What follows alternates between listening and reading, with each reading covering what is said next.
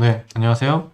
지난 시간에 이어서 개혁신앙과 현대사상 대화 부분 계속해서 읽도록 하겠습니다. 피조물이라는 것에 근거한 생각과 자율감, 그것을 고려하지 않은 자율감에 대해서 얘기를 했었고요. 계속해서 읽도록 하겠습니다.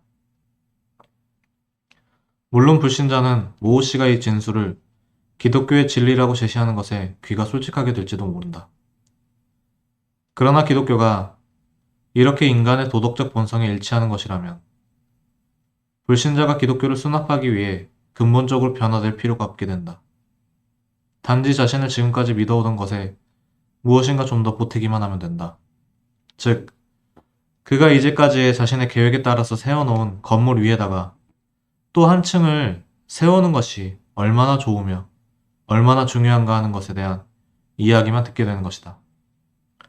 물론 복음주의자는 이런 일을 하지 않는다. 카르넬도 이런 일은 결코 하지 않는다. 그런데도 왜 복음주의라고 하는 이들이 불신자에게 기독교를 전함에 있어서 개혁신앙보다는 알미니안주의와 타협해버리는가?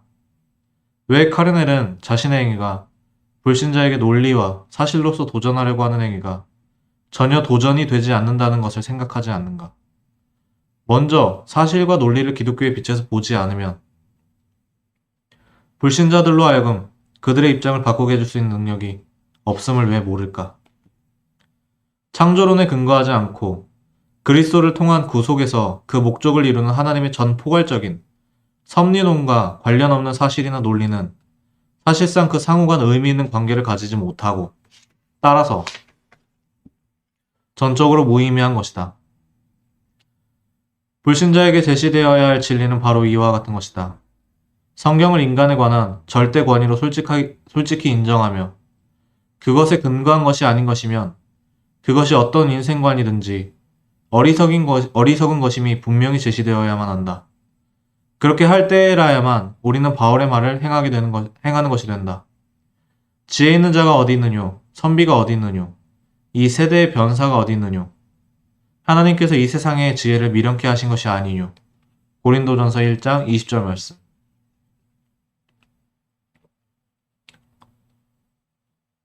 예, 지난 시간에 제가 다른 영성이란 어떤 의미인가에 대해서 나눴지만, 근본주의라는 단어 자체를 나누기도 했는데요.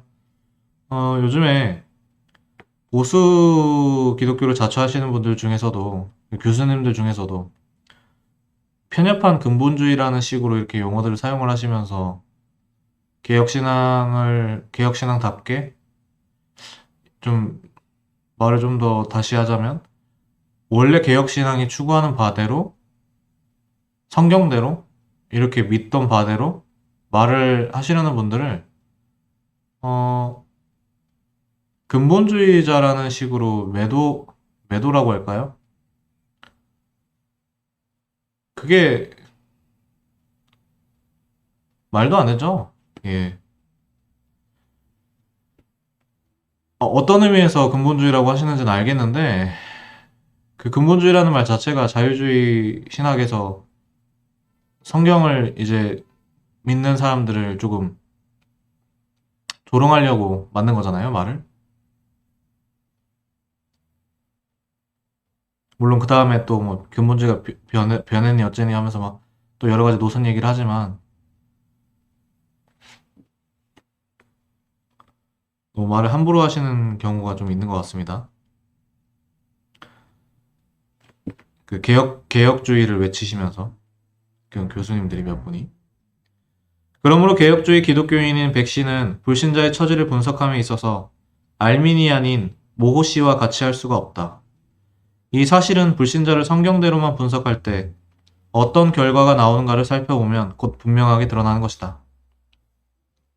개혁주의 분석, 즉 성경의 분석에 의하면 혁신은 살인자도 아니고 알코올이나 마약 중독자도 아니고 부유하여 자동차를 가지고 한 교회에 살고 있는 어느 모로 보나 신사요, 적십자나 여러 기금에 기부도 많이 하고 어릴 때는 보이스카우트였고 지금은 한 지부의 회원이고 아주 인망 있는 시민이어서 지방신문에 항상 그 지방의 유지로 소개되고 있는 이라고 해도 그는 영적으로 죽은 자이다. 그는 거짓된 영으로 가득 차 있다. 여기서 영은 지식으로 보면 됩니다. 네, 이 영이 살아있는 지식이고 살아있는 존재고 살아있는 의지예요. 이렇게 보셔야지 어거스틴 거부터 지금까지가 이해가 좀 연결이 많이 됩니다. 이러면 이제 영지주의하고 차이는 이제 제가 다른 부분들에서 많이 올렸으니까 한번 꼭 영지주의와 구별점을 보시면 좋을 것 같습니다. 비록 그가 좋은 교회의 한 회원이라고 해도 그가 참 신자가 아니라면 그는 마음이 미혹된 백성의 한 사람인 것이다. 시편 95편 10절 말씀. 혼미한 심령을 가진 그는 로마서 11장 8절 말씀. 하나님의 지혜를 어리석은 것으로 본다. 그에게는 하나님에 대한 진리, 하나님과 관련하여 자신에 관한 진리란 모두가 불쾌한 것이다. 이런 것은 듣기도 싫어한다. 이 진리에 대한 증언에 대해 그는 눈과 귀를 닫고 막아버린다. 한마디로 그는 자기 기만자인 것이다. 그래서 불신자인 흑시 자신은 자신이 삶을 바르게 보고 있다고 확신한다. 심지어 믿어야 하는 진리를 의심한다면 다른 교양 있고 합리적인 사람이 믿는지 아닌지 하는 것도 생각하지 않는다. 그리고 자신이 의심하는 것은 그 누구도 확신할 수 없기 때문이라고 생각한다. 그가 두려워할 때가 있다면 그것은 현대인들이 살고 있는 위험스럽고 모호한 상황에서 두려워할 것이 요구되기 때문이다. 때로는 사람의 정신이 분열되었다고도 하나 그것은 스트레스와 긴장이 쌓이는 현대적 상황 때문이라고 생각한다. 또 다 큰 사람이 어린아이처럼 행동하는 것을 보고서는 그들이 진화하기 이전에는 동물이었기 때문이라고 생각하는 것이다. 이렇게 비정상적인 모든 것도 그에게는 지극히 정상적인 것이 된다. 이 모든 일에 있어서 흑시는 아주 태연히 성경이 세상과 인간에 관해 말하는 바를 진리가 아니라고 생각한다. 그런 태도가 당연하다는 듯이 받아들인다. 그래서 이에 대해 말하는 일도 없다. 그의 눈앞에 노란 색안경을 뗄 수 없게 부착했기 때문이다. 스스로 그것을 벗어버리길 원하지 않으므로 그것을 제거할 수도 없으며 또한 맹목적으로 그것을 좋아하는 것이다.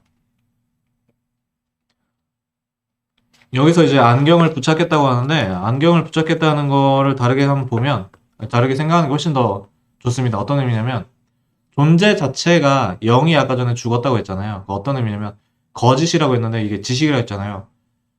그 자체가 그 전적 타락, 왜곡돼 있다. 지성에서부터도. 그러니까 다 왜곡된 거죠. 이런 거를 그 존재 자체에 붙박혀 있다는 표현을 여기서도 써도 될 것 같습니다. 그 존재 자체가 거짓이다. 왜 요즘에 개혁주의에서 지성에서의 어두워진 부분을 제가 경험하기로는 많이 말씀을 안 하시는 것 같은데 왜 그런지 조금 매번 의아합니다. 청교도든 개혁주의든 장로교라고 하면서. 그러나 이런 흑시가 행복하리라 생각하지는 말라. 그는 항상 쓸데없이 저항하여 다치는 것이다. 늘 그의 양심이 그를 괴롭힌다. 그의 마음 깊은 곳에서는 성경이 이 세상과 인간에 대해 말하는 바가 옳다는 생각이 있기 때문이다. 그가 성경을 단 한 번도 들어보지 못했을지라도 그 마음속 깊은 곳에서 그는 자신이 하나님의 피조물임과 자신이 하나님의 율법을 어겼다는 것을 안다. 로마서 1장 19절, 20절 말씀, 2장 14절, 15절 말씀. 비록 탕자가 그의 아버지의 집을 떠나갔을 때라도 그는 곧 아버지의 모습과 음성에 대한 기억을 잊어버릴 수는 없었다. 돼지 여물통 곁에서라도 아버지의 모습과 음성을 다시 생각했던 것이다. 친구들과 그렇게 자유롭게 즐길 수 있었던 그 돈이 아버지의 것이 아니라고 생각하며 사는 것이 그리 오래 갈 수 없지 않았던가? 그리하여 자신이 어디서 왔는가 하고 스스로 물으며 지금 여기와는 다른 곳에서 왔다고 할 수밖에 없지 않았는가? 비록 그 자신은 과거를 상기하고 싶어 하지 않았으나 잊어버릴 수는 없었던 것이다. 과거를 잊어버리려는 끊임없는 노력이 있었으나 바로 그 노력 자체가 과거의 기억을 되살려낸 것이다. 불신자는 매일 하나님의 진리를 거짓 것으로 바꾼다. 그리고 그는 날마다 불의로 진리를 막는다. 로마서 1장 18절 말씀. 그러나 한때는 그 자신이 진리를 알았던 것이다. 그는 뜨거운 인도로 자기의 양심을 무감각하게 하며 진리를 증언하는 모든 사람들의 영향력을 벗어나 보려고 할 수도 있다. 그러나 그는 진리의 증인인 자신을 벗어날 수는 없는 것이다. 그의 양심은 끊임없이 이렇게 말한다. 여보시오 혹시 당신은 정의로부터 벗어난 사람이오. 당신은 당신 아버지의 중요한 사랑과 그 사랑이 넘치는 집을 떠나왔소. 당신은 배은망덕하고 비겁한 사람이며 또한 악당이오. 그러나 결국에는 정의의 심판을 받아야만 하오. 그러나 지금도 아버지는 당신을 보살피고 있소. 그런데도 당신은 왜 하나님의 인자하심이 당신을 인도하여 회개케 하심을 알지 못하며 그의 인자하심과 용납하심과 길이 참으심의 풍성함을 멸시하는 것이오. 왜 스스로 어려움을 자초하고 양심의 소리를 무시하는 것이오.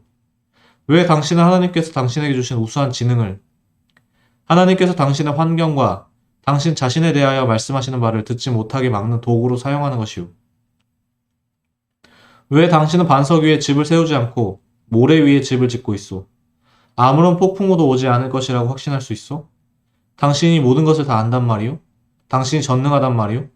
당신은 하나님이 계시는지 기독교가 참인지는 그 누군도 모른다고 말하였소. 인간은 유한하기 때문이라고 그랬죠. 그러나 당신은 사실 하나님은 존재할 수 없으며 기독교는 참일 수 없다고 가정하고 있어. 또 심판이란 있지 않을 것이라고 가정하고 있어. 그러나 당신이 그 모든 것을 정확히 알려면 전지해야 할 것이오. 당신은 방금 사람들은 우연으로 이루어지는 이 유한한 세계에서의 짧은 경험에 근거해서 피안을 말해야 한다고 했소. 당신은 우연이 인간사의 근본적인 구성 요소라고 생각한다면서 어떻게 동시에 어떤 일이 장래에 있을지 없을지를 말할 수가 있단 말이오. 당신은 스스로를 모순에 빠뜨리고 있는 것이 아니오? 당신은 당신이 진리라고 믿어야 할 것의 진리 주장을 거부하고 사실 거짓으로 알아야 할 것을 거짓에 의거해서 진리라고 주장하고 있어. 그러니 사실 순환 논증을 사용하는 이는 백씨가 아니라 당신 자신인 것이오. 사실을 사실 그대로 보지 않으려 하고 논리를 무시하는 이도 사실은 백씨가 아닌 당신 자신 아니오? 그러나 불신자인 흑씨가 항상 자신은 사람이 먹을 수 없는 돼지의 음식을 먹고 있는 탕자와 같이 살고 있다는 사실을 의식하는 것은 아니다. 그는 항상 자기 자신의 어리석음을 의식하며 살지는 않는다. 이것은 적어도 어느 정도는 복음주의자들이, 특히 개혁주의 그리스도인들이 그로 하여금 그의 어리석음의 깊이를 충분히 의식하도록 도전하지 못했기 때문이다. 개혁주의 그리스도인들은 자신의 입장에 충실히 서서 불신자인 흑씨로 하여금 그의 어리석음을 깨닫도록 도전해야 하는 것이다. 그러나 개혁주의 그리스도인이 자신의 입장에 충실하면서 성경이라는 X선 기계를 통해 불신자인 흑씨의 진상을 드러내며 도전하면 할수록 그는 순환 논증을 사용하며 경험과는 전혀 다른 이야기를 한다는 비난을 더욱 많이 받게 될 것이다. 또한 알미니안으로부터는 기독교를 비합리적인 것으로 전하며 거리에 있는 모든 사람에게 복음을 전하지 못한다는 비판을 받게 될 것이다.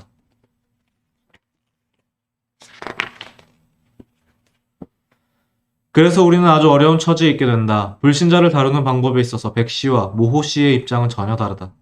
모호씨는 불신자가 그렇게 구제불능인 것은 아니라고 본다. 그는 불신자와도 충분히 같이 살아갈 수 있다고 생각한다. 불신자는 꽤 괜찮은 존재이므로 할 수 있는 한 그와 타협하는 것이 필요하다고 생각하는 것이다. 그것이 현명하고 실제적인 정책인 것 같이도 보인다. 그러나 개혁주의자인 백씨는 불신자인 흑씨와 영원히 같은 세상에서 사는 것은 불가능하다 생각한다. 그러므로 먼저 흑씨가 마땅히 그리스도께 절대적이고 무조건적인 항복을 해야만 한다고 말한다. 백씨에게 있어서는 먼저 흑씨와 타협하고 협상한 후 그 뒤에야 그리스도의 무조건적 요구 앞에 나온다는 것은 말도 안 되는 것이다. 그렇다면 순환 논법을 사용하고 경험과는 접촉적이 없는 주장을 한다는 비난에서부터 벗어날 길은 없는가? 다음 시간에는 일관된 증언이라는 부분을 읽도록 하겠습니다. 그래서 우리가 개혁주의를 추구할 때 코넬리우스 반테 선생님의 이런 관점에서 봤을 때 저희가 이런 쪽으로 보면 타협해가지고 좋게 보이기 위해서 그렇게 하는 게 아니라는 거죠. 그러니까 어떤 의미에서의 타협이냐면 그들의 갖고 있는 모든 사상과 생각과 이런 것들이 그런 부분에 있어서 좀 강력하게 사상 전쟁적인 그런 모습으로 말씀을 하시는 느낌인 것 같습니다. 그래서 혹시라도 이 영상을 보시면서 나는 내가 성경을 보거나 내가 공부를 했을 때 이게 기독교 성경에서 말씀하시는 하나님이 그런 하나님이 아니신 것 같은데 왜 이렇게 세상에서는 이런 많은 사람들이, 많은 교수님들이, 아니면 수많은 인기 있는 목사님들이 다르게 말씀하시는 것 같고, 내가 이제 개혁주의 실제 코넬리우스 반티 선생님이나 다른 분들의 책을 봤을 때 여기에 더 마음이 간다, 여기가 왜 이렇게 다르게 하실까라고 생각하시면 그러면 잘 이해하신 게 맞습니다. 실제로 어떤 의미냐면 어 제대로 제대로 배운 대로 안 하시죠. 많은 목사님들과 교수님들이. 네, 그래서 혹시라도 이런 걸 좀 보시고 하신 분이 계시면 틀리게 생각하신 게 아닙니다. 교회들이 사실은 좀 뼈 아픈 나눔을 하자면 저도 마찬가지예요. 뒤에 이런 책들이 꽂아져 있지만 뒤에 이런 책들이 꽂아져 있고 추천을 하세요. 심지어 추천을 하세요. 심지어 추천을 하세요. 근데 그